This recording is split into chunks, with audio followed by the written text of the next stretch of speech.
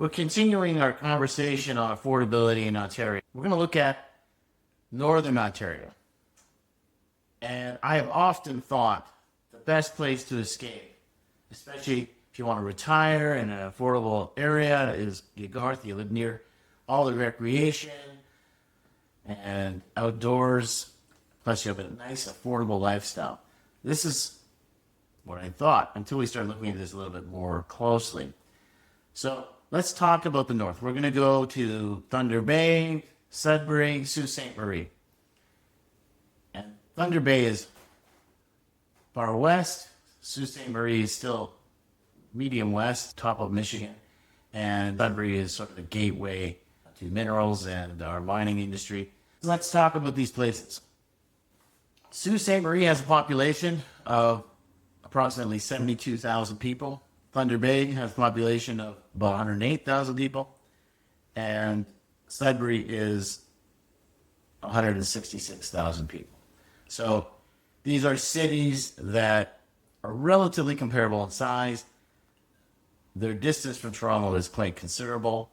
They are definitely their own independent communities. And when we talk about their average income, if you look at Sault Ste. Marie, the average median income is $70,000. For Thunder Bay, it's $77,500. And for Sudbury, wow, it's $84,000. So almost comparable to Toronto in terms of income.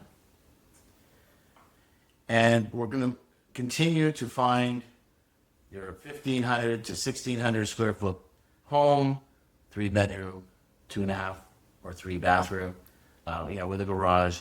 This is our sort of house that we're looking for all across Ontario, kind of a modest, nice house that people would live in with a backyard and single detached. So if you look at Sault Ste. Marie, an average house there is about $500,000. And you're getting a nice, I've got a listing right here. We get a backyard, we get a 2-car garage. It's actually 1,700 square foot, so quite a large house with a full basement. So very attractive, relatively well kept up. Thunder Bay, actually it's much more affordable, $409,000 house, same size. Mature neighborhood, mature trees, very attractive, and it's quite nice. What's shocking to me is Sudbury. So we find a house, and it's actually hard to find comps in this, so there's not even a lot of supply. Might explain the price. And we're looking at that house is almost $900,000. So Sudbury to me is starting to sound a little bit more like Toronto than it is like the north. So I'm fairly shocked that it is a relatively expensive place, just based on my quick summary here. So let's look at the GDS TDS ratio. Again, we're assuming that affordability is a 32% GDS. So we are in search of a location within Ontario that actually gives us a 32% GDS. And when we look at Sault Ste. Marie, we're at 60.2%. So almost double the affordability ratio. Sudbury is at 90. I would have thought, you leave Toronto, you get up there, and you'd be in an affordable place. Toronto's at 1.2 relative to the conveniences, the modern access to jobs and modernness of Toronto. I'm not sure it's worth it to go to Sudbury for 90% GDS. So it must have something to do with the fact that it is the gateway and it has a lot of mining and good incomes and I guess university and other government jobs. But it also is a beautiful place. So it's reflected in price, so you got to pay for it. Let's go way out to Thunder Bay, which is probably one of the most western populated cities in Ontario. And that's actually pretty good, 46.6. So that's actually almost affordable, considering our scale is 32. So 46.6 is just pretty good.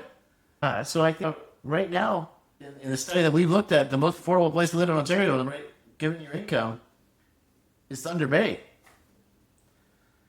GDS was considered the barometer of affordable housing, and it's a benchmark that Canada Mortgage and Housing Corporation has been using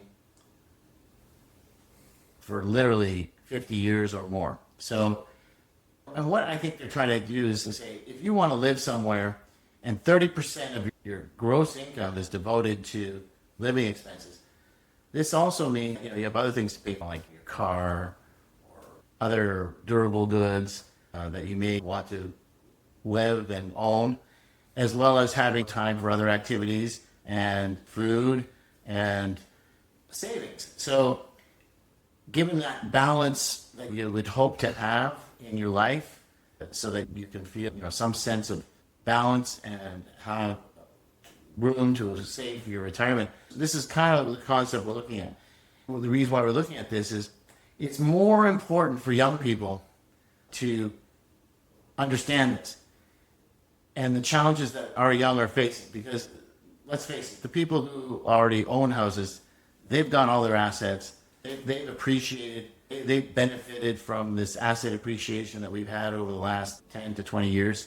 So we really got to talk about the next generation, and we want to attract the talent into our country. We want to have people working here.